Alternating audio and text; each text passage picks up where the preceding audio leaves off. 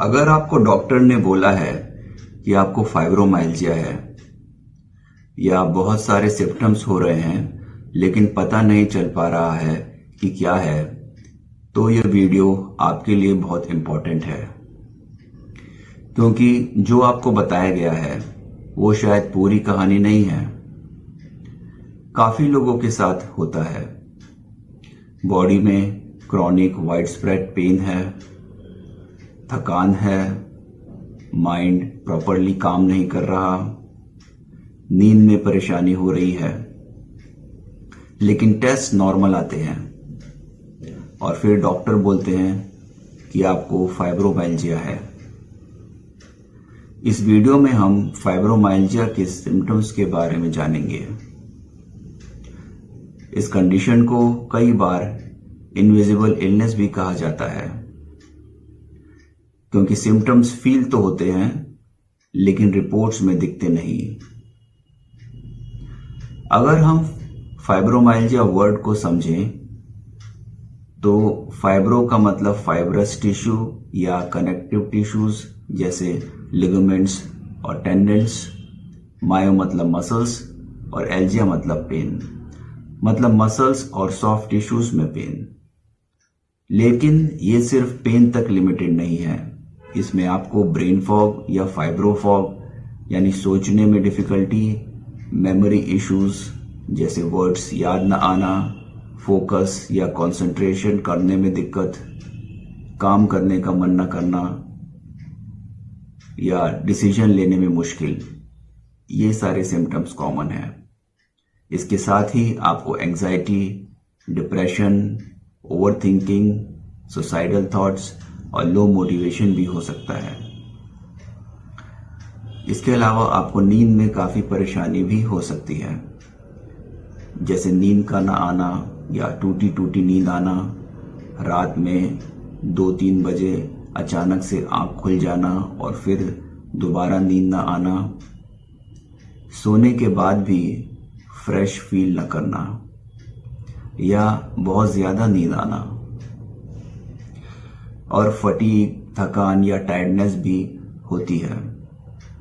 Fibromyalgia multiple systems को affect करता है, जैसे nervous system, digestive system, respiratory system, endocrine system और इम्यून सिस्टम, और बॉडी के कई और सिस्टम्स भी इनडायरेक्टली अफेक्ट हो सकते हैं। इसलिए सिम्टम्स बॉडी के अलग अलग पार्ट्स में दिखते हैं। कुछ एडिशनल सिम्टम्स भी हो सकते हैं, जैसे हेडेक, ब्लड प्रेशर का चेंज होना, इचिंग, रैश, बार बार यूरिन का आना, नोजिया, वॉमिटिंग, साइनस सिम्टम्स जैसे नाक बंद रहना, रनी नोज, छींके आना, chronic cough, muscle cramps, spasm यानी मसल में अचानक मरोड़, ऐंठन या जकड़न हो जाना, हेयर लॉस, ब्लड विजन जिसमें आप आंखों से साफ दिखाई नहीं देता, वेट चेंजेस भी हो सकते हैं, वेट का बढ़ना या वेट का लूज होना वो भी कॉमन है। सेंसरी सेंसिटिविटी भी हो सकती है, स्मेल, ओडर, सेंट या परफ्यूम से सेंसिटिविटी, लाइट या साउंड से सेंसिटिविटी, अलग अलग केमिकल से सेंसिटिविटी।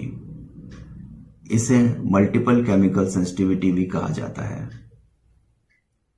अलग अलग लोगों में अलग अलग तरह के पेन फील हो सकते हैं, जैसे कि नर्व पेन जिसमें ऐसा लगता है कि बॉडी में जलन हो रही है, या झंझनाहट, टिंगलिंग सेंसेशन या फिर नमनेस, मसल्स और फाशिया का पेन यानी सॉफ्ट टिश्यू का पेन, टेंडर पॉइंट्स में पेन होना, फ्लू लाइक बॉडी एक जैसे बुखार पड़ने पर पूरी बॉडी टूटी टूटी रहती है, उस तरह के सिम्टम्स भी हो सकते हैं।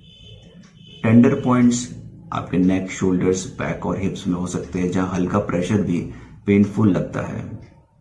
कुछ वेबसाइट्स तो बताती हैं कि फाइब्रोमाइल्जिया में 200 से ज्यादा सिम्टम्स हो सकते हैं, लेकिन हर किसी को सब नहीं होते, ज्यादातर लोगों में कुछ ही होते हैं, इसलिए डरने की जरूरत नहीं है। कभी कभी दूसरी कंडीशंस के साथ फाइब्रोमाइल्जिया ओवरलैप करता है, गट ब्रेन एक्सेस की वजह से IBS यानी डायरिया या कॉन्स्टिपेशन हो सकता है। Gut dysbiosis, leaky gut, SIBO, heartburn, acidity, hypothyroidism, allergies, migraine, tinnitus, ऐसा लगता है कि हर समय कान में कुछ बज रहा हो। TMJ, जॉ की प्रॉब्लम, फूड या ग्लूटेन सेंसिटिविटी या food intolerances, POTS, rapid heart beat हो जाना, चक्कर आना जब आप खड़े होते हो, और कुछ ऑटो इम्यून कंडीशंस जैसे ल्यूपस या मल्टीपल स्क्लेरोसिस। ये अलग कंडीशंस हैं जो सेपरेटली डायग्नोस होती हैं। तो ये सिर्फ बॉडी की प्रॉब्लम नहीं है, ये नर्वस सिस्टम की ओवर सेंसिटिविटी का इशू है। साइंस में इसे कहा जाता है सेंट्रल सेंसिटाइजेशन। काफी केसेस में root cause nervous system dysregulation से रिलेटेड होता है। कई बार हर सिम्टम को अलग अलग ट्रीट करने की भी जरूरत नहीं होती।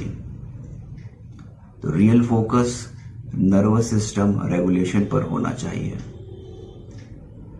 सिम्टम्स हर आदमी में अलग अलग हो सकते हैं, जो टाइम के साथ चेंज हो सकते हैं। उनकी इंटेंसिटी फ्लक्चुएट कर सकती है। एक ही इंसान में सिम्टम्स कभी ज्यादा तो कभी कम शिफ्ट होते रहते हैं एक बॉडी पार्ट से दूसरे बॉडी पार्ट में।